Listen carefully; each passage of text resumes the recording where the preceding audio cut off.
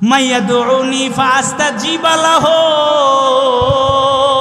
এই জন্য দুর্নীতিবাজেরা মিথ্যা কথা বলিয়া শেকায়েত কইরা গীবত কইরা আরেকজনের বিরুদ্ধে মিথ্যা মামলা দিয়া তার ক্ষেত দখল করার চিন্তা করো না, তারে জেলে ঢুকায়া তুমি বড় লোক হয়ে যাইবা না, না এই চিন্তা করো না রে।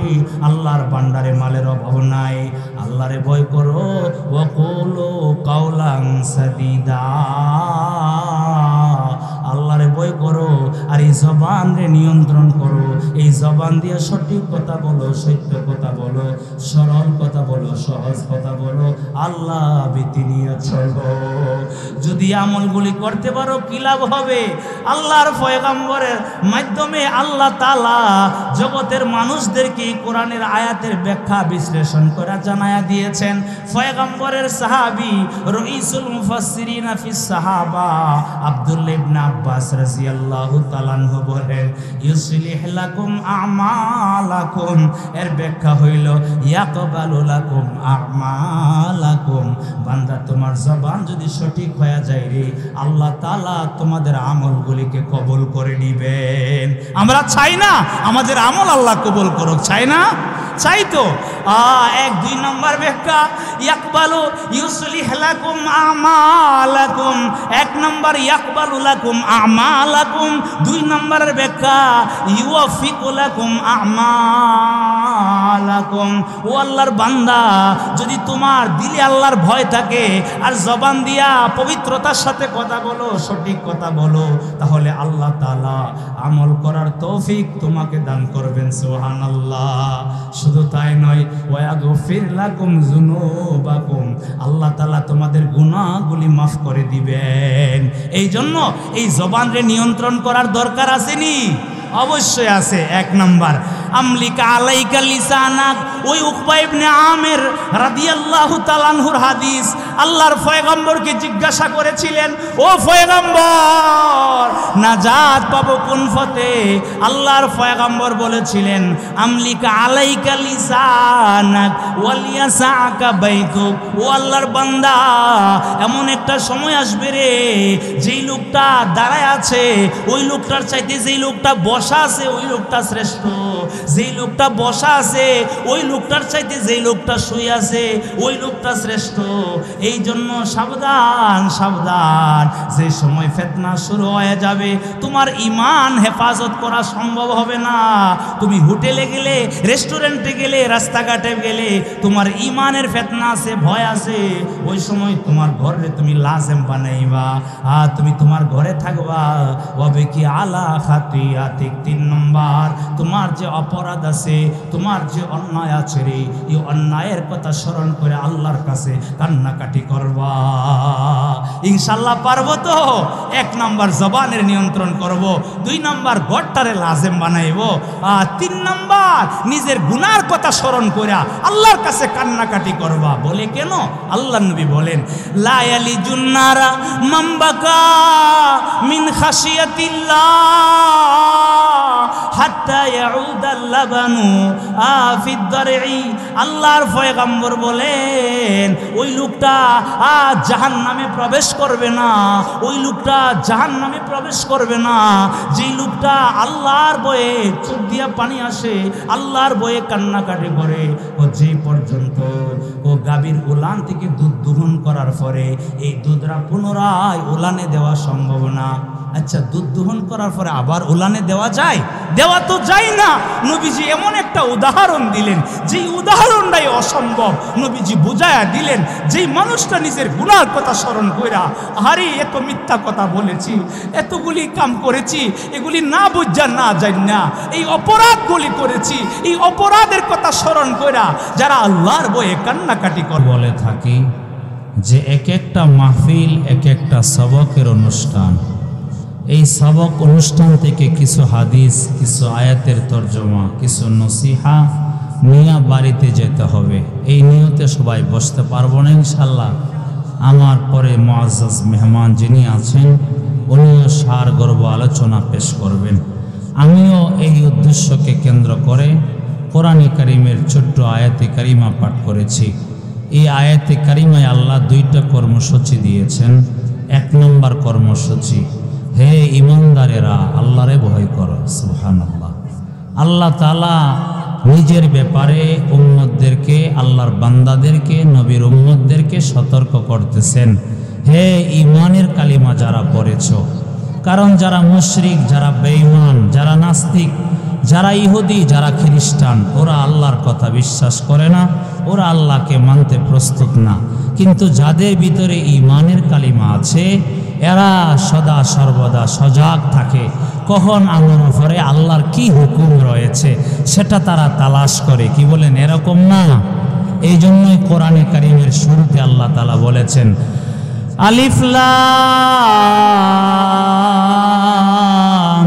মিম যালিকাল কিতাব লা রাইবা ফীহি হুদাল লিল মুত্তাকিন। আল্লাহ বলেন এমন একটা কিতাব যে কিতাবের ব্যাপারে কোনো সন্দেহ নাই। জগতের মানুষেরা এই কিতাব কার জন্য হেদায়েত? হুদাল লিল মুত্তাকিন, যাদের কলবে আল্লাহ ভীতি আছে, যারা শয়নে স্বপনে সকালে বিকালে দিনে রাত্রে 24 ঘন্টা আল্লাহর ভয় নিয়ে চলে, এই সমস্ত মানুষের জন্য এই কোরআন হলো হেদায়েত। সুবহানাল্লাহ। তো আমরা যারা এখানে আছি, আমরাও আমাদের ভিতরে আল্লাহ ভীতি আছে, আল্লাহর ভয় আছে। এই জন্যই হেদায়েত তালাশ করার জন্যই মাহফিল পর্যন্ত আমরা এসেছি। কি বলেন, সন্দেহ আছে? আমরাও আল্লাহকে ভয় করি, আমাদের ভিতরে আল্লাহর ভয় আছে। আমাদের বাড়িতে যারা মহিলারা আছে, আমাদের বাড়িতে যারা আমাদের মা বোনেরা আছে, ওদের ভিতরে আল্লাহর ভয় আছে। ওরাও চায় আল্লাহর হেদায়েত। আল্লাহ হেদায়েত দিয়ে তুমি আমাদেরকে ধন্য করে দাও। কোরআনে কারীমের জায়গায় জায়গায় আল্লাহ তাআলা মুত্তাকিনদের হেদায়েতের বিবরণ দিয়েছেন। এই জন্য আল্লাহ ডাক দিয়ে বলে, ইয়া আইয়ুহাল্লাযীনা আমানুত্তাকুল্লাহ, ও ঈমানওয়ালারা, ও ঈমানদারেরা, তোমরা আল্লাহকে ভয় করো। আল্লাহর পয়গম্বরের বিশিষ্ট সাহাবী হযরত আবু যর গিফারী রাদিয়াল্লাহু তাআলা আনহুকেও আল্লাহর পয়গম্বর 3টা নসিহত করেছেন। কয়টা নসিহত? 3টা। এর মধ্যে 1 নম্বর, ইয়া বাজার ইত্তাকিল্লাহ হাইযুমা কুনতা। ও নবীর উম্মতেরা, কান লাগায়া শোনো, দিলের কান দিয়া শোনো, চোখটারে স্পষ্ট করে নজর দিয়া দেখো। আল্লাহর পয়গম্বর কত সুন্দর কইরা আল্লাহর পয়গম্বরের সাহাবী আবু যরের ডাইরেক্ট বলেছেন, ইনডাইরেক্ট সারা জগতের সমস্ত উম্মতদেরকে লক্ষ্য করে বলতেছেন, ইত্তাকিল্লাহ হাইযুমা কুনতা, যেখানেই থাকো আল্লাহরে ভয় করো। গাছের আগায় থাকো, আল্লাহ ভীতি নিয়ে চলো। তুমি ক্ষেত খামারে থাকো, আল্লাহ ভীতি নিয়ে চলো। রাত্রির অন্ধকারে আছো, আল্লাহ ভীতি নিয়ে চলো। এখানে তোমার বাবা নাই, ভাই নাই, আত্মীয় স্বজন কেউ নাই, এই জন্য হারাম কাজ কইরা তুমি 4 পায়া যাইবা, বলেন না। ওইখানে তোমার মালিক আল্লাহ তাআলা তোমাকে দেখতেছেন। আল্লাহকে ভয় করো, যেখানেই থাকো, যে কোনো অবস্থানে তুমি থাকো, আল্লাহ ভীতি নিয়ে চলো। আর আল্লাহর ভয় যার ভিতরে আছে, তার চোখ কোনোদিন খিয়ানত করবে না। আল্লাহর ভয় যার ভিতরে আছে, ওই লোকটার হাত দিয়ে কোনোদিন দুর্নীতি আসবে না, ওই লোকটার পা দুর্নীতির দিকে অগ্রসর হবে না। যার ভিতরে আল্লাহর ভয় আছে, সে তার কলব দিয়া দুর্নীতির চিন্তা করবে না। কি বলেন, করবে? করবে না। এই জন্য আল্লাহর নবী ডাইরেক্ট সাহাবীকে ইনডাইরেক্ট কিয়ামত পর্যন্ত যত মানুষ পৃথিবীতে আসবে, সমস্ত মানুষদেরকে একটা নসিহা দিয়েছেন, একটা উপদেশ দিয়েছেন, ইত্তাকিল্লাহ হাইথুমা কুনতা। আরে ভাই, আজকে আলেম সমাজের মাঝেও সমস্যা, সাধারণ মানুষের মাঝেও সমস্যা। তো এই সমস্যাগুলি কেন? তো একমাত্র কারণ হইল ওই লোকটার ভিতরে কামেলভাবে আল্লাহর ভয় নাই। আল্লাহ আমাকে দেখতেছেন, আল্লাহ তাআলা আমাকে আমার সব সবগুলি পর্যবেক্ষণ করতেছেন। আমার জবান দিয়া যা বলতেছি সবগুলি রেকর্ড হচ্ছে, কিন্তু এই চিন্তা চেতনা আমার দিমাগে, আপনার দিমাগে নাই। কোরআনে কারিমে আল্লাহ বলে দিয়েছেন, মা ইয়ালফিজু মিন কাউলিন ইল্লা লাদাইহি রাকিবুন আতীদ। আল্লাহ বলেন, বান্দা, ও আল্লাহর বান্দা, তোমার জবান দিয়া যা উচ্চারিত হচ্ছে রে, সবগুলি আল্লাহ তাআলার কাছে একজন প্রহরী আছে।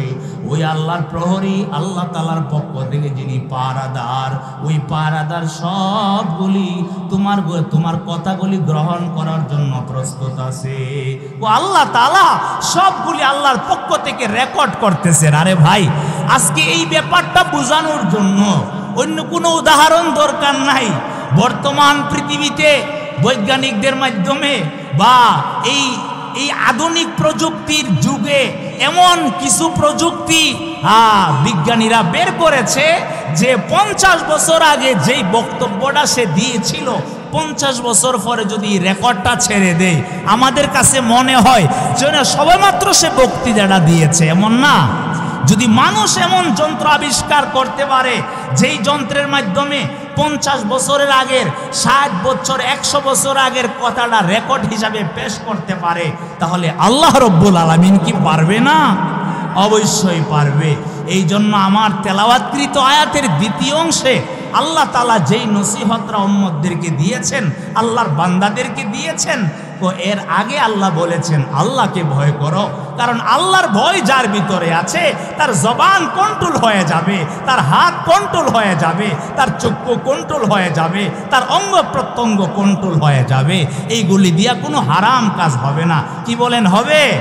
হবে না। এই জন্য আল্লাহ প্রথমে বলেছেন আমি আল্লাহকে ভয় করো, এরপরে আল্লাহ বলেছেন ওয়াকুলু কাওলান সাদীদা। ও আল্লাহর বান্দারা, এই জবান আল্লাহর দেওয়া নিয়ামত। হাসরের কঠিন ময়দানে এই জবানকে আল্লাহ তাআলা আটকায়া দিবেন। কারণ বড় বড় কাফের লিডার যারা, এদেরকে সামনে যখন আল্লাহ আমলনামা পেশ করবেন, ওরা তাদের জবান দিয়া কি বলেছে, ওরা তাদের চোখ দিয়া কি অবলোকন করেছে, কি দৃশ্যগুলি দুনিয়াতে দেখেছে, ওরা তাদের হাত দিয়া কি কর্মগুলি করেছে, ওরা তাদের পা দিয়া কোন মাঠের দিকে অগ্রসর হয়েছে, সবগুলি রেকর্ড জন আল্লাহ পেশ করবে। আবু জেহেল, উতবা, সাইবার মতো বড় বড় লিডার যারা, এরা অস্বীকার করবে আল্লাহ এইগুলি আমরা বিশ্বাস করি না। বলে কেন বিশ্বাস করো না? ও যেগুলি আমরা করি নাই, এমন কিছু কথা, এমন কিছু কর্ম, এমন কিছু কাজ এখানে লিপিবদ্ধ করা হয়েছে। বলুন নাউজুবিল্লাহ। অতএব এইগুলি আমরা বিশ্বাস করি না। এইগুলি তো কি বিশ্বাস করো? বলে আমরা আজকে নিজেরা যা বলি তাই বিশ্বাস করব, এছাড়া আমরা এই লিখুনি বিশ্বাস করি না। তখন এরা মনে করেছিল এই দুনিয়াতে সাফার জুড়ে যেমন আরেকজনের ক্ষেত দখল করেছিল, আরেকজনের জায়গা জমি দখল করেছিল, নিজের পক্ষে বিচার নিয়ে আসছিল, ওই আখেরাতেও আল্লাহর আদালতেও এটা বুঝি করে ফেলবে। কিন্তু তাদের খবর নাই। আল্লাহ বলেন, বান্দা ঠিক আছে, আজকে তোমরা যা বলো তাই হবে, ঠিক আছে। আল-ইয়াওমা নাখতিমু আলা আফওয়াহিহিম ওয়া তুকাল্লিমুনা আইদিহিম ওয়া তাশহাদু আরজুলুহুম বিমা কানু ইয়াকসিবুন। ওরা মনে করেছে দুনিয়াতে সাফার জুড়ে যেরকম নিজের পক্ষে বিচারটা নিয়ে এসেছে, আল্লাহর আদালতেও তা করতে পারবে। কিন্তু ওরা জানে না তোমার কাছে যে হাত আছে রে, ওই হাতটাও আল্লাহর গোয়েন্দা, তোমার চোখগুলিও আল্লাহর গোয়েন্দা, তোমার পা গুলিও আল্লাহর গোয়েন্দা। সাথে সাথে আল্লাহ জবানে মোহর এঁটে দিবেন। আহা, এই জবান আল্লাহ বন্ধ করে দিবেন। পাগুলি কথা বলতে থাকবে, হাতগুলি কথা বলতে থাকবে। এই হাতের দ্বারা যত দুর্নীতি করেছে, যত নিশিরাত্রিতে সুদের মাল গ্রহণ করেছে, ঘুষের মাল গ্রহণ করেছে, যতগুলি ইতিমের মাল আত্মসাৎ করেছে, এই হাত সবগুলি বলে দিবে, এই পা সবগুলি বলে দিবে। তখন এই সে বলতে থাকবে, আরে তোমাদেরকে রক্ষা করার জন্য আমি আজকে তোমাদের পক্ষে আজকে আল্লাহর সাথে বাকবিতণ্ডায় লিপ্ত হয়ে গেছি, কিন্তু আজকে তুমি হাত আমার বিরুদ্ধে চলে গেলে, তুমি পা আমার বিরুদ্ধে চলে গেলে, এই তোমাদেরকে কথা বলার বাকশক্তি কে দিয়েছে? সে মনে করছিল যে তার জবানেই শুধু কথা বলবে, হাত কথা বলতে পারবে না, পা কথা বলতে পারবে না, কিন্তু এই সবগুলি যে আল্লাহর গোয়েন্দা সেটা তার জানা ছিল না। তখন সে বলবে, আর তোদেরকে কথা বলার যোগ্যতা কে দিয়েছে? তখন আল্লাহ তাআলা এই পায়ের জবান খুলে দিবেন, হাতের জবান খুলে দিবেন, হাত আর পা কথা বলতে থাকবে আর বলবে, আনতাকানাল্লাহুল্লাযী আনতাকা কুল্লা শাই। আহা, একখানা হাদিস স্মরণ হয়ে গেছে। এই যে ফিলিস্তিনের গাজায় মুসলমানদেরকে এখন মারতেছে, আজকে বিশ্বের মুসলমানও বাহ্যিক দৃষ্টিতে মুসলমানদের পক্ষে, কিন্তু অভ্যন্তরীণভাবে ইহুদিদের পক্ষে অনেকে কাজ করছে, করে নাই? কিন্তু হাদিসের মাঝে আসছে, আল্লাহর পয়গম্বর বলেন কিয়ামতের পূর্বে আল্লাহ তাআলা মুসলমানদেরকে বিজয় দিবেন। মুসলমানদেরকে কিভাবে বিজয় দিবেন? আল্লাহ তাআলা গাছের জবান খুলে দিবেন, বৃক্ষের জবান আল্লাহ খুলে দিবেন, গাছ স্পষ্ট ভাষায় বলতে থাকবে, আইয়ুহাল মুসলিম, হে মুসলমান আসো, এদিকে আসো, এই যে আমার পিছনে ইহুদি, ইহুদিকে হত্যা করো। সুবহানাল্লাহ। ওই হাদিসের দ্বারা এই কথা প্রমাণ পেশ করেছেন মুহাদ্দিসিনে কেরাম যে কিয়ামতের পূর্বে একটা সময় আসবে যে সময়ে মুসলমানদের বিজয় আর ধরে রাখতে পারবে না। হযরতে মাহদী আলাইহিস সালাম আসবে, হযরতে ঈসা আলাইহিস সালাম পৃথিবীতে আসবে। ওনারা আসার পরে আল্লাহ তাআলা আবার মুসলমানদের হাতে বিজয় দান করবেন। সুবহানাল্লাহ। ওই বৃক্ষরে আল্লাহ জবান খুললা দিব, যে আল্লাহ একটা গাছের জবান খুললা দিতে পারে, ওই আল্লাহ আমার অঙ্গ প্রত্যঙ্গের জবান খুললা দিতে পারে না? তখন জবান বলতে থাকবে, আরে তোদেরকে রক্ষা করার জন্য আমি আজকে বাকবিতণ্ডায় লিপ্ত হয়েছি, তোরা আমার বিরুদ্ধে চলে গেলে, আর তোদেরকে কথা বলার বাক শক্তি কে দিয়েছে? তখন জবান, তখন ওই হাতের জবান আল্লাহ খুললা দিব, পায়ের জবান আল্লাহ খুললা দিব, অঙ্গ প্রত্যঙ্গগুলি কথা বলতে থাকবে আর বলবে, আনতাকানাল্লাহুল্লাযী আনতাকা কুল্লা শাই। আরে যেই মালিক সবগুলিরে কথা বলার যোগ্যতা দিয়েছে, ওই মালিক আমাদেরকে কথা বলার যোগ্যতা দিয়েছে। এই জন্য বাঁচার উপায় আছে। আল্লাহ বলেন, বান্দা তুমি আমাকে ভয় করো, 2 নম্বরে তোমার জবান দিয়া সঠিক কথা বলো। ওয়াকুলু কাওলান সাদীদা। আল্লাহ বলেন, বান্দা তোমার জবান দিয়ে তুমি সঠিক কথা বলো। ও দুনিয়ার মানুষেরা, ইমাম কাশিফি রহমাতুল্লাহি আলাই তাফসীরে রুহুল বয়ানের মধ্যে লিখেছেন, উনি বলতেছেন আল্লাহ তাআলা এখানে কাউলান সাদীদা বলেছে, কাউলান মুস্তাকিম আল্লাহ বলেন নাই, কাউলান সাদিক আল্লাহ বলেন নাই। আল্লাহ এমন একটা শব্দ উল্লেখ করেছেন, কাউলান সাদীদা। কাউলান সাদীদা এমন কথা, যেই কথার ভিতরে কাউলে সাদেক রয়েছে, কাউলে মুস্তাকিম রয়েছে। বলে কেমন করে? ও কাউলে সাদিদ এমন সত্য কথা, যেই সত্য কথার ভিতরে মিথ্যার দুর্গন্ধ নাই। এমন সঠিক কথা, যেই সঠিক কথার ভিতরে ভুলের কোনো নামগন্ধ নাই। এমন এমন সরল কথা, এমন এমন গাম্ভীর্যপূর্ণ কথা, যেই গাম্ভীর্যপূর্ণ কথার মাঝে কোনো রকমের রসিকতা নাই। এমন কথারে আল্লাহ বলেছেন কাউলান সাদীদা। ও মুসলমান, আজকে স্ত্রী তার স্বামীর সাথে মিথ্যা কথা বলে, অনেক স্বামী স্ত্রীর আক্রমণ থেকে বাঁচার জন্য মিথ্যা কথা বলে, সন্তান বাবার সাথে মিথ্যা কথা বলে, বাবা তার সন্তানের সাথে মিথ্যা কথা বলে, পড়োশির সাথে মিথ্যা কথা বলে। অথচ আমার আল্লাহর আদেশ, সারা বিশ্বের মালিকের আদেশ, ও আমার বান্দারা শুয়ে শুয়ে সত্য কথা বলো, দাঁড়ায়া দাঁড়ায়া সত্য কথা বলো, বসে বসে সত্য কথা বলো, সকালেও সত্য কথা বলো, বিকালেও সত্য কথা বলো, রাত্রেও রাতেও সত্য কথা বলো, দিনের বেলায়ও সত্য কথা বলো। সাবধান সাবধান, মিথ্যার আশ্রয় গ্রহণ করবা না।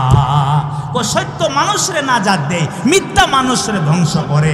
আহারে, এটা একটা প্রবাদ বাক্য যে আসিদকু ইউনজি ওয়াল কাযিবু ইউহলিক, যে সত্য মানুষরে নাজাত দেয়, মিথ্যা মানুষের ধ্বংস করে। কিন্তু আজকের সমাজে এমন হয়ে গেছে অনেক ছেলেদের জেহেনে। হে যুবক ভাইয়ারা, আমি আপনাদের সামনে হাদিস এবং ইতিহাসের আলোকে আমার নির্দিষ্ট সময়ে প্রমাণ করার চেষ্টা করব। ইতিহাসিকতার সাক্ষী, নবীর হাদিস ওই কথার সাক্ষী যে সত্যের দ্বারা মানুষ আসলেই নাজাত পায় আর মিথ্যার দ্বারা আসলেই মানুষ ধ্বংস হয়।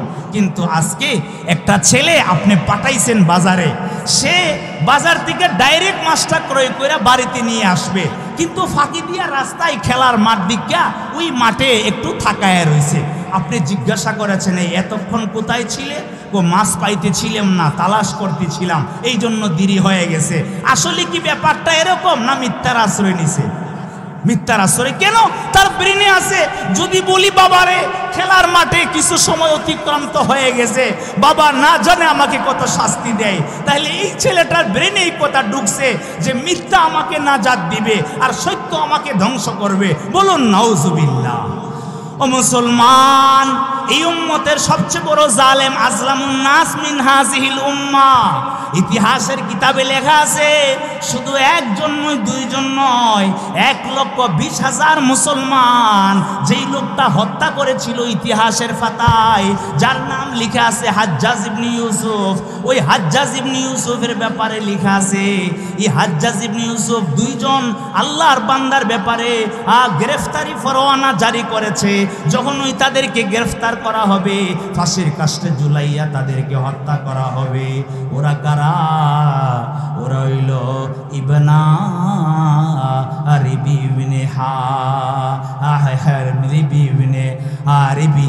হযরতে রিবি রাহিমাহুল্লাহু তাআলা, উনি অনেক বড় একজন মুহাদ্দিস ছিলেন। ওই রিবির যে দুই ছেলের ব্যাপারে গ্রেফতারি পরোয়ানা জারি হয়ে গেছে, কিন্তু পুরা এলাকায় ওরা তালাশ করতেছে, এত চেষ্টা চালিয়ে যাচ্ছে ছেলেগুলিরে ধরার জন্যে। ও মুসলমান, এই ছেলেগুলিরে ধরতে পারতেছে না। শেষ পর্যন্ত গোয়েন্দা বিভাগ রে বললা দিল কিছু লোকে, দেখো তোমরা একটা কাজ করো, এত তালাশ করতে হবে না। ও তাদের যে বাবা, তাদের চাচার নাম হলো রুবাই আর তাদের বাবার নাম হলো রিবি, ওই রিবির গিয়ে ডাইরেক্ট জিজ্ঞাসা করো, হে রিবি তোমার ছেলে দই কোথায়? দেখবা, কারণ উনি মুহাদ্দিস সাহেব, একজন মুহাদ্দিস যিনি হাদিসের দর্শ দেন, ওনার জবান দিয়ে উনি মিথ্যা কথা বলে না। মিথ্যা কথা যারা বলে তাদের আদালত নষ্ট হয়ে যায়। যেহেতু আদালত নষ্ট হয়ে যায়, তখন তারা আর মুহাদ্দিসগিরি করতে পারে না। অতএব আমার দিলে সাক্ষী দেয়, তোমরা এত কষ্ট না কইরা ডাইরেক্ট বাবারে গিয়ে জিজ্ঞাসা করো, ওই বাবা মিথ্যা কথা বলবে না। অতএব বাবারে জিজ্ঞাসা করো। ও মুসলমান, এই বাবাও জানে এই ছেলেগুলিরে ধরতে পারলে হাজ্জাজ ইবনে ইউসুফ এই জালেম ওই ছেলেগুলিরে ফাঁসির কাস্টে ঝুলাবে। কিন্তু বাবার ভিতরে ছিল রাসূলের হাদিসের মহব্বত, আল্লাহর মহব্বত, রাসূলের ভালোবাসা, রাসূলের মহব্বত, কোরআনে কারীমের নসিহতের দরদ আর মায়া আর মহব্বত। এই জন্য হযরতে রিবি ইবনে হিরাস রাহিমাহুল্লাহু তাআলা পরিষ্কার ভাষায় বলে দিলেন, হুমা ফিল বাইত, যাও, ওরা ঘরে আছে, ঘরে গিয়ে ওদেরকে তালাশ করলে পাইবা। ঠিক ওই মুহূর্তে তারা ঘরে ছিল। গোয়েন্দা বিভাগের লোকেরা গিয়া ঘর থেকে দইরা ওই জালেম বাদশার সামনে নিয়ে হাজির করলো। জালেম বাদশা আশ্চর্য হয়ে গেল, আরে কি ব্যাপার? মাসের মাস, বছরের বছর গোয়েন্দা লাগায়া তালাশ করতেছি, পাইতেছি না, কিন্তু তোমরা এত সহজে দইরা নিয়ে আসলা কিভাবে? বলতেছে, দেখেন আমাদেরকে মানুষ বলেছে এদের বাবা অনেক বড় একজন মুহাদ্দিস, যিনি হাদিসের দর্শ দেন। মুসলিম শরীফের সনদ খুললে দেখবেন অধিকাংশ সনদে ওনার নাম আছে রিবি ইবনে হিরাস রাহিমাহুল্লাহু তাআলা। ও মুসলমান, ও এই বাবারই আদর্শের কথা শুননা ডাইরেক্ট বাবারে জিজ্ঞাসা করলাম, আমাদের দিলে ওই কথা জাগছে, বাবা মিথ্যার আশ্রয় নিবে না, বাবা মিথ্যা কথা বলবে না। এই জন্য বাবার কাছে দৌড়ায় গেলাম। বাবারে জিজ্ঞাসা করার পরে বাবা না ঘুরায়া না ফেরায়া ডান বাম দিকে না তাকায়া ডাইরেক্ট বলে দিলেন হুমা ফিল বাইত, ওরা ঘরের ভিতরে আছে।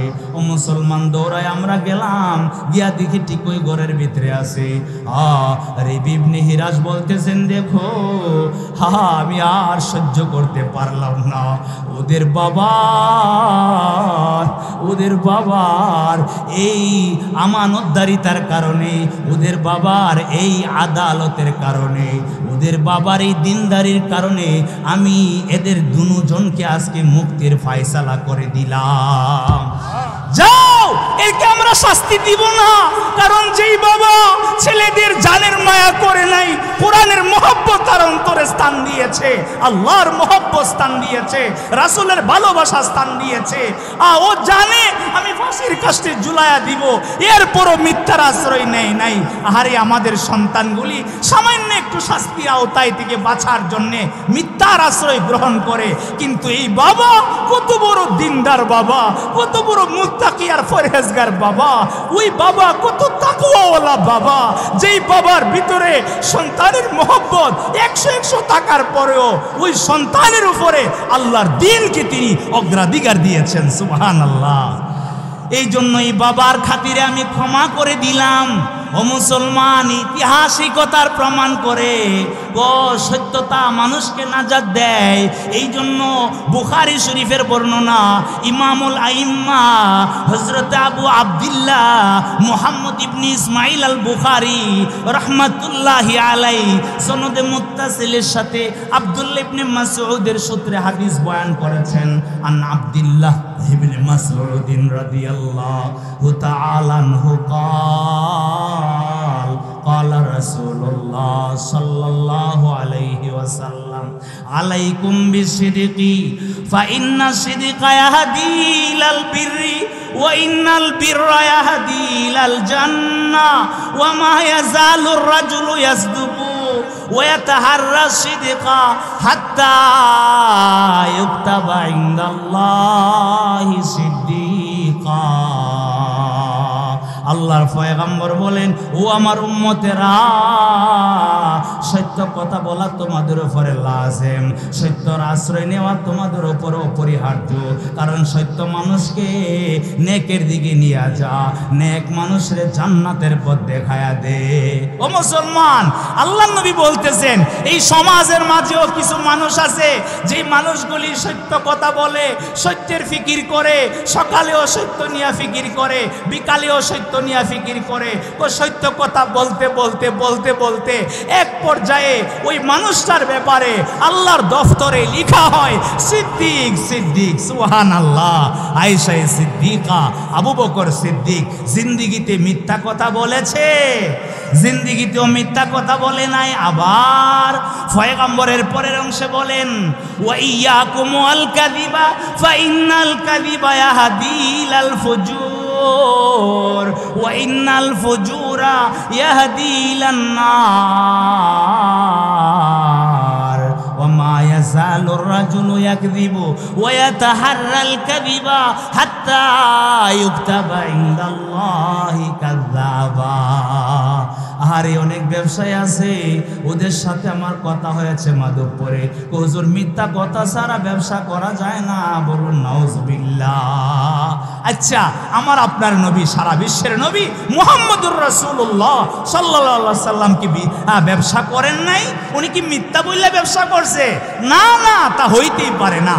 এই জন্য পয়গম্বর বলেছেন, এই সমাজের মাঝে কিছু মানুষ আছে, আহারে আল্লাহর নবী প্রথম বলতেছেন, তোমাদের নিজেদেরকে মিথ্যা কথা থেকে বাঁচাও। ও মিথ্যা মানুষকে পাপাচারিতার দিকে নিয়ে যা, পাপাচারিতা মানুষকে জাহান্নামের দিকে নিয়ে যা। কিছু মানুষ আছে সদা সর্বদা মিথ্যা কথা বলে, মিথ্যার ফিকির করে, ও মিথ্যা বলতে বলতে হাত্তা ইউকতাবা ইনদাল্লাহি কাযযাবা। কাযাবা। ও আল্লাহর দফতরে তার নামটা লেখা হয় কাযাব, অধিক অধিক মিথ্যাবাদী, নাউজুবিল্লাহ। এখন আমি আপনাদের সামনে এই দরমণ্ডলের মানুষের সামনে প্রশ্ন রাখতে চাই, আল্লাহর দফতরে আমাদের নাম কাযাব, অধিক মিথ্যাবাদী লেখা হোক, সেটা কি আমরা চাই? সেটা আমরা চাই না। আজকের এই মাহফিল থেকে এই একটা ইবরত, এই একটা শিক্ষা আমি বাড়িতে দিয়ে যাব, আল্লাহ যা বলার বলেছি, আর মিথ্যা বলবো না। তোমার দফতরে আমাদের নাম যদি লেখা থাকে কাযাব, সেটা কেটে দাও। আল্লাহর পয়গম্বর বলেন, আয়াতুল মুনাফিকি সালাস, মুনাফিকের নিদর্শন হলো তিনটা। ওয়াফি রিওয়ায়াতিন আরবাউন, ইযা হাদ্দাসা কাযাবা, যখন কথা বলে মিথ্যা বলা, সেটা হলো মুনাফিকের নিদর্শন। ইযা হাদ্দাসা কাযাবা, ইযা ওয়াদা আখলাফা, যখন ওয়াদা দেয় খেলাফ করে। ইযা আতুমিনা খানা, যখন আমানত রাখা হয় খেয়ানত করে। 4 নাম্বার, ওয়াইদা খাসামা ফাজারা, ও ঝগড়া করলে গালিগুলো শুরু করে দে, পাপাচারিতায় লিপ্ত হয়ে যা। ও এই 4টা বৈশিষ্ট্য হইল মুনাফিকের বৈশিষ্ট্য। তো আমরা মুনাফিক না মুমিন? কি আমরা কি? আমরা তো মুমিন। অতএব যেই মুমিনের মধ্যে সত্য কথা বললে মিথ্যা কথা বলে, আমানত রাখলে খিয়ানত করে, ওয়াদা দিলে খেলাফ করে, যদি ঝগড়া করে ফুহুশ কথা গালিগুলো শুরু করে দে, তাহলে এই লোকটা মুমিন। কিন্তু এই মুমিনের ভিতরে মুনাফিকের আলামত চলে আসলো, নাউজুবিল্লাহ। আল্লাহ আমাদের সকলকে হেফাজত করুন। এই জন্য আল্লাহ তাআলার বয়ান, ও আল্লাহর বান্দারা, আমি আল্লাহরে ভয় করো। 2 নম্বর উপদেশ, ওয়াকুলু কাউলান সাদীদা, সত্য কথা বলো, সঠিক কথা বলো, যথার্থ কথা বলো, বেজাল কথা বললো না। বলে কেন? আব্দুল্লাহ ইবনে উমর রাদিয়াল্লাহু তাআলা আনহু থেকে আরেকখানা হাদিস, আন আব্দুল্লাহ ইবনে উমর রাদিয়াল্লাহু তাআলা আনহু قال قال رسول الله صلى الله عليه وسلم اذا كذب العبد تباعد عنه الملك ميلا من ما جاء به। ও মুসলমান, এখন যে হাদিসটা পড়লাম, এই হাদিসটা না সবার বুঝে আসবে না। বুঝার মতো যোগ্যতা আল্লাহ আমাদেরকে দেন নাই, এই জন্য বুঝে আসে না।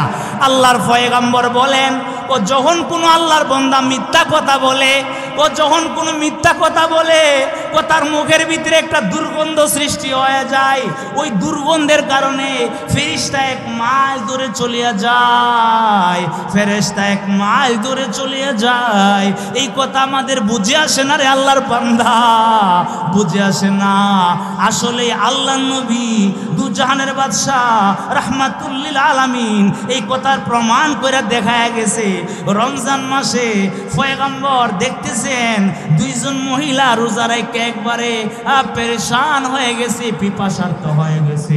আল্লাহর পয়গম্বর বলেন, এই মহিলাগুলিরে বলো বমি করার জন্যে। যখন বমি করেছে, বমি করার পরে তাদের বমির সাথে গোশতের টুকরা এসেছে, নাউজুবিল্লাহ। ও মুসলমান, কোরআনে কারীমের মাঝে আছে, আল্লাহ তাআলা বলতেছেন যে একজন মুসলমানের পরনিন্দা করা, একজন মুসলমানের গীবত করা, একজন মুসলমানের নিন্দা করা, শিকায়াত করা, ও এটা কত বড় অপরাধ। ও একজন মুসলমানের গীবত করা, শিকায়াত করা, ও মুসলমান ভাইয়ের গোশত খাওয়ার মতো, নাউজুবিল্লাহ। ভাইয়ের গোশত খাওয়া সেটা হালাল না হারাম? হারাম। ও সেটা কি পছন্দনীয় না ঘৃণিত? ঘৃণিত। ও মুসলমান ভাইয়ের গোশত খাওয়া যেরকম হারাম, আরেকজন মুসলমানের গীবত করা এরকম হারাম। মুসলমান ভাইয়ের গোশত খাওয়া যেরকম ঘৃণিত, আরেকজন মুসলমানের গীবত করা এরকম ঘৃণিত। আল্লাহর পয়গম্বর বলেন, ওই মহিলাকে বলা হইল যে তোমরা কি করো? বমি করো। বমি করার পরে গোশতের টুকরা বের হয়ে গেল। আল্লাহর নবী প্রমাণ দিয়া দিলেন, ও সাহাবীরা দেখো, এই 2 জন মহিলা আজকে তারা গীবত করেছে, মুসলমানদের শিকায়াত করেছে। আর মুসলমানদের শিকায়াত করা মানে গোশত খাওয়া। দেখো গোশতের টুকরা বের হয়েছে। ও মুসলমান, এই জন্যই জবানটারে আমরা পবিত্র রাখার চেষ্টা করব। আল্লাহ তাআলা বয়ান করে দিয়েছেন, নবীজিও হাদিসের আলোকে এই কথাগুলি উম্মতের সামনে পেশ করেছেন, কিন্তু আমাদের বুঝে আসে না রে ভাই। বুঝে আসবে কখন? চোখগুলি বন্ধ হয়ে যাবে যখন। আল্লাহর পয়গম্বরের সাহাবী হযরত উকবা ইবনে আমের রাদিয়াল্লাহু তাআলা আনহু আল্লাহর নবীকে জিজ্ঞাসা করতেছেন, মান নাজাতু ইয়া রাসূলুল্লাহ। আহারে, যদি আমাদের সামনে পয়গম্বর থাকতেন, আমরাও নবীজিকে জিজ্ঞাসা করতাম, হে আল্লাহর পয়গম্বর, নাজাত কোন পথে গো? আজকে বাবা দৌড়ায় এক পথে, ছেলে দৌড়ায় আরেক পথে, ও আল্লাহর পয়গম্বর, নাজাত পাবো কোন পথে?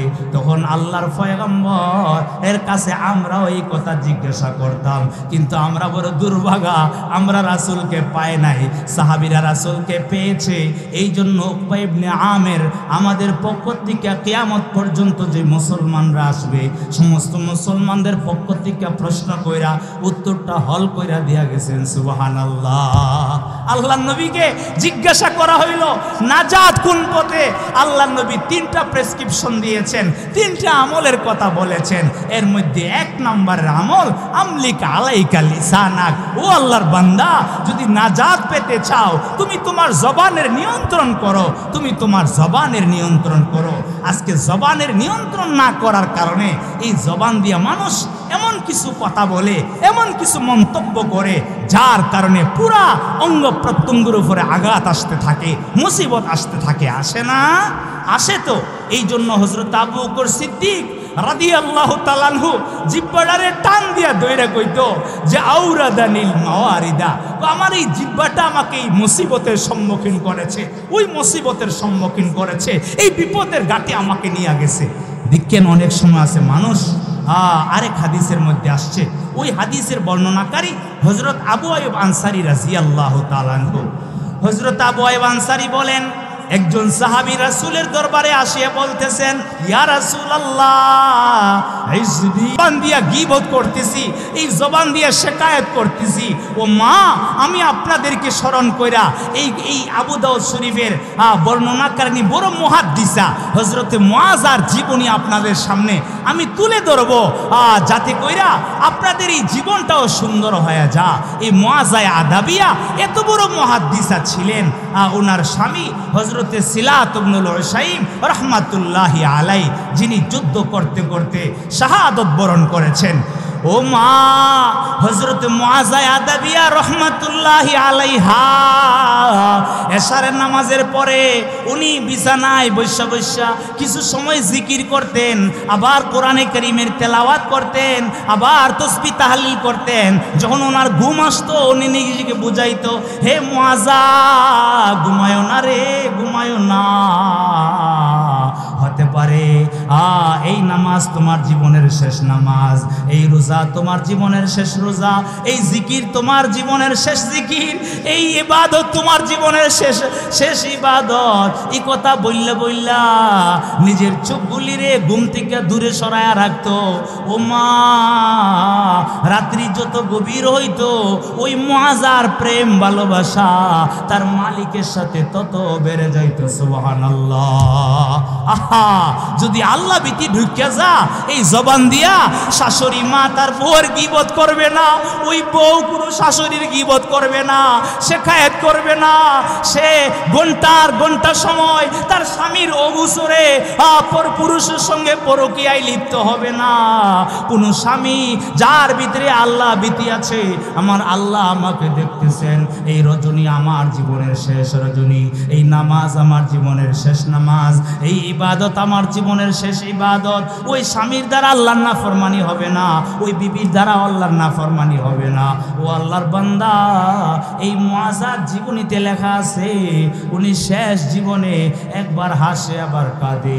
প্রতিবেশিনী মহিলা যারা সবাই পাশে আসিয়া জিজ্ঞাসা করলো, হে মুআযা, তুমি একবার হাসো আবার বারবার কাঁদো, তার কারণ কি? হযরত মুআযা বলে, শোনো আমি কেন কাঁদি জানো? আমার জন এই কথা স্মরণ হয়ে যা, আজকে যদি আমার ইন্তেকাল হয়ে যায় তাহলে আর আমি তাসবিহ পড়তে পারবো না, আমি আর দান খয়রাত করতে পারবো না, আমি আর কোরআনে কারীমের তেলাওয়াত করতে পারবো না, আমি আর মুসাল্লায় দাঁড়াইতে পারবো না, তখন আমি আর চোখের পানি ধরে রাখতে পারি না। আবার যখন এই কথা স্মরণ হয়ে যা, যখন এই দৃশ্যটা দেখি যে আমার স্বামী হযরতে সিলাত ইবনুল হুসাইন রহমাতুল্লাহি আলাই, যিনি যুদ্ধের মাঠে জিহাদ করতে করতে শাহাদাতের পেয়ালা পান করেছেন, ওই স্বামী, আরে আমি দেখতে পাই আমার স্বামী যেন আমার বারান্দায় আসিয়া আমাকে ডাকতেছেন। আমার চোখের সামনে যেন এই কথার দৃশ্যটা বেশি উঠে। ও মুসলমান, বেশি উঠবে না কেন? কোরআন খুলে দেখো, হযরতে আসিয়া আলাইহাস সালামের ইতিহাস আল্লাহ তাআলা বয়ান করেছেন। ফেরাউন যখন তাকে বলতেছিল আনা রাব্বুকুমুল আলা, আরে আমি তো তোমার সবচেয়ে বড় রব, আমাকে রব বলে স্বীকৃতি দিতে হবে। হযরতে আসিয়া তখন বলেছিল, না না, তুমি রব হইতে পারো না, আমার রব, তোমার রব, সারা বিশ্বের রব একজন আছে, যিনি হইলেন আল্লাহ রব্বুল আলামিন, অতএব তুমি আমার রব না। ও মুসলমান, তখন হযরতে আসিয়া দেখতেছে পাথরটা উপর থেকে ফেলে দিবে, দিয়া ওনাকে দুনিয়া থেকে বিদায় করে দিবে। তখন উনি আল্লাহর কাছে বলেছিলেন, রাব্বি বিনিলি ইনদাকা বাইতান ফিল জান্নাহ, ও আল্লাহ, তুমি আমার জন্য তোমার কাছে একটা গৃহ নির্মাণ করে দাও। আল্লাহ, এই জালেমের জুলুম থেকে আমাকে বাঁচাও, আল্লাহ জালেমদের আক্রমণ থেকে আমাকে বাঁচাও। ও আল্লাহ তাআলা ওনার এই দোয়াটারে কবুল কইরা হযরতে জিবরাইল আলাইহিস সালামকে আল্লাহ পাঠায়া দিয়েছেন। জিবরাইল আলাইহিস সালাম বেহেশতের যে গৃহে উনি থাকবেন, ওই গৃহের দৃশ্যটা ওনার সামনে তুলে ধরে আল্লাহ তাআলা ওনার রূহটাকে দুনিয়া থেকে নিয়ে গেলেন। সুবহানাল্লাহ। এই জন্য কিতাবে লেখা আছে, ও নির্জীব নিষ্প্রাণের উপরে ওনার দেহের উপরে পাথরটা পড়েছিল, এর আগেই আল্লাহ তাআলা জান্নাতের দৃশ্যটা দেখায়া ওনাকে আল্লাহ তাআলা দুনিয়া থেকে নিয়ে গেছেন। সুবহানাল্লাহ। এই জন্য আল্লাহওয়ালা যারা, এদেরকে দুনিয়াতে কিছু দৃশ্য দেখানো হয়, যেই দৃশ্য সাধারণ মানুষ দেখতে পারে না। ওই হযরতে মুআযায়ে আদাবিয়া, ও মা কান লাগায়া শুনো, এই মুআযায়ে আদাবিয়া রাহিমাহুল্লাহু তাআলা বলতেছেন, আরে আমার প্রতিবেশিনী মহিলারা, যখন আমি দেখতে পাই যে আমার স্বামী হযরতে সিলাত ইবনুল হুসাইন রহমাতুল্লাহ আলাইহি আমার বারান্দায় আসে, আমাকে ডাকতেছেন, হে মুআযা আসো, তোমাকে আগায় নেওয়ার জন্য আল্লাহ তাআলা আমাকে পাঠিয়েছেন। সুবহানাল্লাহ। ও মুসলমান, কারণ হাদিসের মধ্যে আছে, আইয়ুমা ইমরাআ মাতাত ওয়া যাওজুহা আনহা রাদিন দাখালাতিল জান্নাহ। ওমা, এই হাদিসটা না নোট করে লিখে রাখো। আল্লাহর পয়গম্বর বলেছেন, যেই মহিলা মারা যায় তার স্বামী তার প্রতি সন্তুষ্ট, ওই মহিলা মারা যাওয়ার সাথে সাথে জান্নাতে প্রবেশ করে। সুবহানাল্লাহ। এই জন্য মুসলমান, আল্লাহর পয়গম্বর তিনটা নসিহত করেছেন। এক নাম্বার, আল্লাহর বান্দা যখন নামাজে দাঁড়ায় যাইবা তখন মনে করবা এই নামাজ তোমার জীবনের শেষ নামাজ। দুই নাম্বারের নসিহত আমার আলোচ্য বিষয়ের সাথে সম্পৃক্ত, ওয়ালা তাকাল্লাম বিকালামিন তাযিরু মিনহু গাদা, এমন কথা বলবা না যেই কথা বললে পরে গিয়ে উযর পেশ করতে হয়। তিন নাম্বারের নসিহত, ওয়াজমাইল ইয়াসা মিম্মা ফি আইদিন নাস, হে আমার উম্মত, নৈরাশ্যতা ইখতিয়ার করো মিম্মা ফি আইদিন নাস। আজকে রাস্তায় ডাকাতি হয়, চুরি হয়, দুর্নীতি হয়, সমাজে একজনের মাল আরেকজনে দখল করতে চায়, একজনের সম্মানের উপর একজনে আঘাত করে।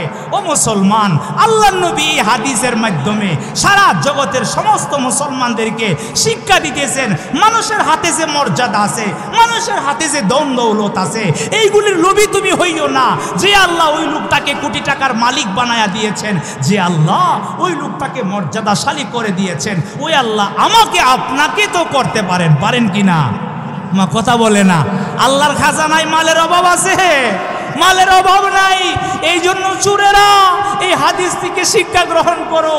এই হাদিসের মধ্যে আসছে মানুষের মালের দিকে তাকায়ও না, মানুষের হাতে যে সম্পত্তি আছে এইগুলির লোভী তুমি হইও না, এইগুলির দিকে তুমি লোভ করো না, বরং আল্লাহর ভান্ডারে এমন সম্পত্তি আছে রে, প্রত্যেক রজনীতে শেষ রজনীতে আল্লাহ তাআলা দুনিয়ার আকাশ আসিয়া ডাকতে থাকে, বান্দা ঘুমায় রইছে কেন?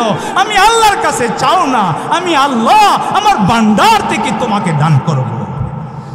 মাইয়াদউনি ফাস্তাজিব লাহু।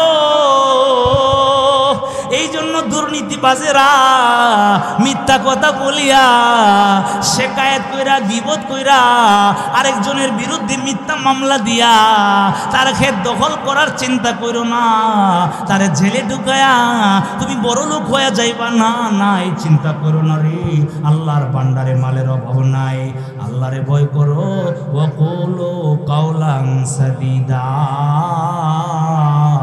আল্লাহরে ভয় করো আর এই জবান রে নিয়ন্ত্রণ করো। এই জবান দিয়ে সঠিক কথা বলো, সত্য কথা বলো, সরল কথা বলো, সহজ কথা বলো, আল্লাহ ভীতি নিয়ে চলো। যদি আমলগুলি করতে পারো কি লাভ হবে?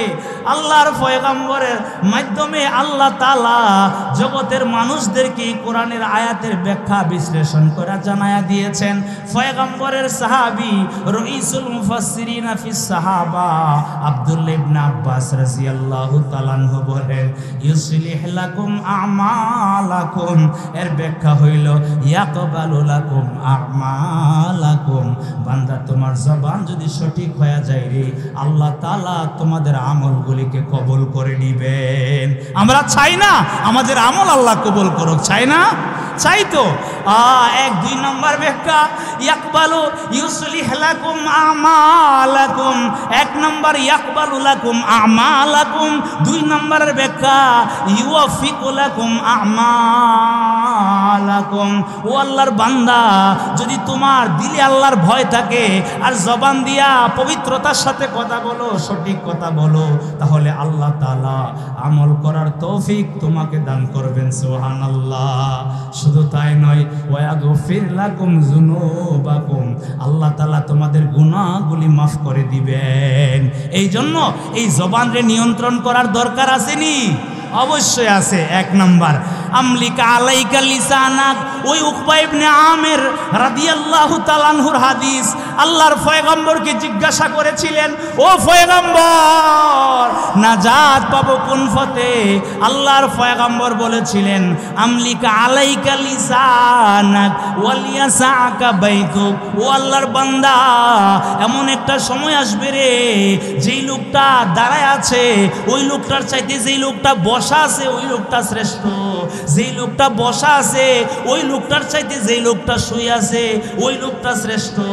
এই জন্য সাবধান সাবধান, যে সময় ফিতনা শুরু হয়ে যাবে তোমার ঈমান হেফাজত করা সম্ভব হবে না। তুমি হোটেলে গেলে, রেস্টুরেন্টে গেলে, রাস্তাঘাটে গেলে তোমার ঈমানের ফিতনা আছে, ভয় আছে, ওই সময় তোমার ঘরে তুমি লাজেম বানাইবা, আর তুমি তোমার ঘরে থাকবা। ওয়াবে কি আলা খাতিয়াতিক, তিন নম্বর তোমার যে অপরাধ আছে, তোমার যে অন্যায় আছে রে, এই অন্যায়ের কথা স্মরণ করে আল্লাহর কাছে কান্নাকাটি করবা। ইনশাল্লাহ পারবো তো? এক নম্বর জবানের নিয়ন্ত্রণ করব, দুই নম্বর ঘরটারে লাজেম বানাইব, আর তিন নম্বর নিজের গুনার কথা স্মরণ করে আল্লাহর কাছে কান্নাকাটি করবা। বলে কেন? আল্লাহ নবী বলেন, লা ইয়ালিজুন নারা মান বাকা মিন খাশিয়াতিল্লাহ হাত্তা ইয়াউদাল লাবানু ফিদ দারই। আল্লাহর পয়গম্বর বলেন, ওই লোকটা জাহান্নামে প্রবেশ করবে না, ওই লোকটা জাহান্নামে প্রবেশ করবে না যেই লোকটা আল্লাহর ভয়ে চোখ দিয়া পানি আসে, আল্লাহর ভয়ে কান্নাকাটি করে। ও যে পর্যন্ত ও গাভীর উলান থেকে দুধ দোহন করার পরে এই দুধরা পুনরায় উলানে দেওয়া সম্ভব না। আচ্ছা দুধ দহন করার পরে আবার উলানে দেওয়া যায়? দেওয়া তো যায় না। নবীজি এমন একটা উদাহরণ দিলেন, যেই উদাহরণটাই অসম্ভব নবীজি বুঝায়া দিলেন। যেই মানুষটা নিজের গুনার কথা স্মরণ কইরা, আরে এত মিথ্যা কথা বলেছি, এতগুলি কাম করেছি, এগুলি না বুঝা না যাই না, এই অপরাধগুলি করেছি, এই অপরাধের কথা স্মরণ কইরা যারা আল্লাহর বয়ে কান্নাকাটি করবে, আল্লাহর পয়গম্বর বলেন ও উলানের ভিতরে দুধরারে পুনরায় দেওয়া যেরকম সম্ভব না, এই লোকটাও জাহান্নামে যাওয়া সম্ভব না। আল্লাহ তাআলা তাকে কুদরতি হাতে হেফাজত করবেন। সুবহানাল্লাহ। এই জন্য ভাইয়ারা আমার, দুজাহানের বাদশাহ রাহমাতুল লিল আলামিন অসংখ্য হাদিসের আলোকে উম্মতের সামনে পেশ করে গেছেন। হাদিসের কিতাব খুলে দেখেন, পয়গম্বর বলেন আন আবি হুরায়রা রাদিয়াল্লাহু তাআলা আনহু قال قال رسول الله صلى الله عليه وسلم من خاف أدلج ومن أدلج بلغ المنزل الله إن سلعة الله غالية الله إن سلعة الله غالية। আল্লাহর পয়গম্বর বলেন, এই হাদিসের একটা শানে বুরুদ আছে, মুহাদ্দিসিন কেরাম লিখেছেন নবীজি হাদিস কখন বলেছিলেন, কখন পয়গম্বরের জবান থেকে হাদিস বের হয়েছিল। ও আরবের মানুষগুলি ব্যবসার উদ্দেশ্যে বিভিন্ন দেশে যাইত। ও দেশে যখন যাইত ওরা বাড়ির থেকে সকাল সকাল রওনা দিত, যাতে করে দুষ্টদের হাত থেকে বাঁচতে পারে, যাতে করে গন্তব্যস্থলে পৌঁছতে পারে এমন একটা সময়ে যাতে ডাকাত দলের আক্রমণের শিকার না হয়। ডাকাত দলের আক্রমণ থেকে বাঁচার জন্যে গভীর রজনী হওয়ার আগে গন্তব্যস্থলে পৌঁছে যেতে হবে। যদি গভীর রজনী হয়ে যায় এমন জায়গায় যেই জায়গাতে ডাকাতরা আক্রমণ করতে পারে, তাহলে সমস্যা না। এই জন্য ব্যবসায়ীরা সকাল সকাল রওনা দিত। ও মুসলমান, আল্লাহর নবী বলেন, হে আমার উম্মত, বাহ্যিক দৃষ্টিতে মানুষ ডাকাতের আক্রমণ থেকে বাঁচার জন্য যেরকম সকাল সকাল রওনা দিয়ে দেয়, ঠিক তেমনি ভাবে যেই সকল আল্লাহর বান্দারা আল্লাহ ভীতি নিয়ে চলে, আখিরাতের ভয় যাদের ভিতরে আছে, পরকালের চিন্তা চেতনা যাদের দেমাগে আছে, ওরা সকাল সকাল আমল শুরু করে দেয়, সকাল সকাল দাড়ি রাখা শুরু করে দেয়, সকাল সকাল সত্য কথা বলতে থাকে। বৃদ্ধ হব, এরপরে সত্য কথা বলবো, এরপরে নামাজ ধরবো, এরপরে রোজা ধরবো। না না, মান খাফা, যার এই কথার ভয় আছে, আমার সামনে কবর আছে, হাসর আছে, আখিরাত আছে, শয়তান যে কোনো সময় আমাকে বেঈমান বানাইয়া কবরে আমাকে জাহান্নামী বানাইয়া দিতে পারে, এই ভয় যার ভিতরে আছে, সকাল সকাল সে আমল শুরু করে দে। কোন সময় তার জওয়ানি শেষ হবে, বার্ধক্য উপনীত হবে, এরপরে আমল শুরু করবে, না, এই চিন্তা সে করে না। মান খাফা আদলাজা ওমান আদলাজা বালাগাল মানজিল, সকাল সকাল যে আমল শুরু করে দে, শয়তানের আক্রমণ থেকে বাঁচা সে সকাল সকাল সে গন্তব্যস্থল তার। আচ্ছা, আমাদের আসল গন্তব্যস্থল কোথায়? জান্নাত না জাহান্নাম? জান্নাত। আমাদের বাবার বাড়ি জান্নাত, আমাদের বাবা জান্নাতে ছিলেন। ওই জান্নাত থেকে বের করার সময় আল্লাহ তাআলা বলেছিলেন, যদি আবার ওয়াদা পূরণ করতে পারে, আবার তোমাদের বাবার বাড়ি জান্নাতে আমি আল্লাহ তোমাদেরকে ঢুকায়া দিব। এই জন্য আমাদের আসল মানজিল, আসল প্রত্যাবর্তন স্থল হইল জান্নাত। কোথায়? এই জন্য নবীজি বলেন, মান খাফা আদলাজা ওয়ামান আদলাজা বালাগাল মানজিল। ও যে শয়তানের ভয় যার ভিতরে আছে, শয়তান যে কোনো সময় তারে আক্রমণ কইরা, তার চরিত্র নষ্ট কইরা, তারে আবার কবরের আযাবে গ্রেফতার করায় দিতে পারে, আখিরাতের আযাবে আবার গ্রেফতার করায় দিতে পারে। এই ভয় যাদের ভিতরে আছে, সে দেরি করে না, বিলম্ব করে না, সকাল সকাল আমল শুরু করে দে। সকাল সকাল যারা আমল শুরু করে দে, ওরা গন্তব্যস্থলে সকাল সকাল পৌঁছিয়া যাইতে পারে। এই জন্য আল্লাহর বান্দা, কোন সময় আমি কি হব, এরপরে আমি আমল করব, না না, এর আগে কারোই কথা জানা নাই।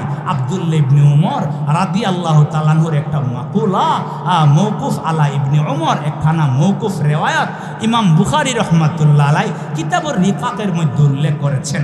ওয়া কানা ইবনে উমর ইয়াকুলু ইযা আসবাহতা ফালা তানতাজিরিল মাসা ওয়া ইযা আমসাইতা ফালা তানতাজিরিস সাবাহা। সুবহানাল্লাহ। আল্লাহর পয়গম্বরের সাহাবী আব্দুল্লাহ ইবনে উমর মুত্তাবিউ রাসূলিল্লাহ সাল্লাল্লাহু আলাইহি ওয়াসাল্লাম, আব্দুল্লাহ ইবনে উমর বলেন, ও আল্লাহর বান্দা, যখন সকাল হয়ে যাইব আর সন্ধ্যার অপেক্ষায় করবা না, যখন সন্ধ্যা হয়ে যাইব আর সকালের অপেক্ষা করবা না। হতে পারে সকাল হওয়ার আগে আগে তোমার রূহ কবজা হয়ে যাইতে পারে। যদি সকাল হয়ে যায় আর সন্ধ্যার অপেক্ষা করবা না, ফা ইন্নাল ইয়াউমা আমাল লা হিসাব গাদান হিসাব লা আমাল। এরপরে ইমাম সুফিয়ানে সাউরি একটা মাকুলা ইমাম বুখারী রাহমাতুল্লাহ আলাইহি নকল করেছেন, ফা ইন্নাল ইয়াউমা আমাল, আজকের যে দিনটা চলতেছে এটা আমলের জায়গা, লা হিসাব। এই দুনিয়াতে হিসাব হবে না, সেটা শুধু আমলের জায়গা। যত সুবহানাল্লাহ পড়ো, যত আলহামদুলিল্লাহ বলো, যত সত্য কথা বলতে পারো, ততই তোমার আমলের ডিগ্রি বাড়তে থাকবে, তোমার মর্যাদা বাড়তে থাকবে। ফা ইন্নাল ইয়াউমা আমাল লা হিসাব, এখানে শুধু আমলের জায়গা, এখানে হিসাবের জায়গা না। গাদান হিসাব, আগামীকাল হিসাব হবে, কবরে হিসাব হবে, হাসরে হিসাব হবে। লা আমাল, ওইখানে আর আমল চলবে না বান্দা, ওইখানে আর আমল চলবে না। হাজারো চিৎকার করতে পারো, ওই সময় আর আমল চলবে না, ওই সময় হিসাব শুরু হয়ে যাবে। এই জন্য সূরা ইব্রাহিমের শেষে আছে, জালেমরা আল্লাহর কাছে বলতে থাকবে, ও রব্বানা আখিরনা ইলা আজালিন কারীব। ও আল্লাহ, এতদিন বুঝতে পারি নাই, একটু সময় দাও, একটু সময় দাও, একটু সময় দাও। আল্লাহর পক্ষ থেকে বলা হবে, না না, আর সময় দেওয়া হবে না। আরেক জায়গায় আছে বলবে, ফারজিনা না'মাল সালিহা, ও আল্লাহ আবার একটু দুনিয়াতে ফিরায়া দাও, এখন যাইতে পারলে না'মাল সালিহা। শুয়া শুয়া বলবো সুবহানাল্লাহ, আলহামদুলিল্লাহ, লা ইলাহা ইল্লাল্লাহ। দাঁড়ায় দাঁড়ায় বলবো সুবহানাল্লাহ, আলহামদুলিল্লাহ, লা ইলাহা ইল্লাল্লাহ, আল্লাহু আকবার, ফারজি'না না'মাল সালিহা। এই জন্য ভাইরা আমার, ওই সময় আর কাজে আসবে না, ওই সময় চিৎকার করতে থাকবে আল্লাহ। কোরআনে কারীমের আরেক জায়গাতে আছে, ও আল্লাহ আবার একটু ফিরায়া দাও, ফাসাদ্দাকা ওয়া আকুম মিনাস সালিহিন। যদি এখন একটু সময় পাই, যত সম্পত্তি আছে সবগুলি তোমার রাস্তায় দিয়া, এরপর আমি নেককার হয়ে দুনিয়া থেকে আসব। আল্লাহ বুঝতে পারি নাই, ও আল্লাহ বুঝতে পারি নাই, তোমার পয়গম্বর তিরমিজি শরীফের বর্ণনায় বলেছিলেন, আল্লাহর বান্দা, তুমি যা খাইলা, যা পরলা, যা তুমি বুক করলা, যা তুমি নিজে পরিধান হিসাবে করলা কাপড়, সেটা তোমার। যা আল্লাহর রাস্তায় দান করলা সেটা তোমার, এছাড়া তোমার সম্পত্তি বলতে কিছুই না।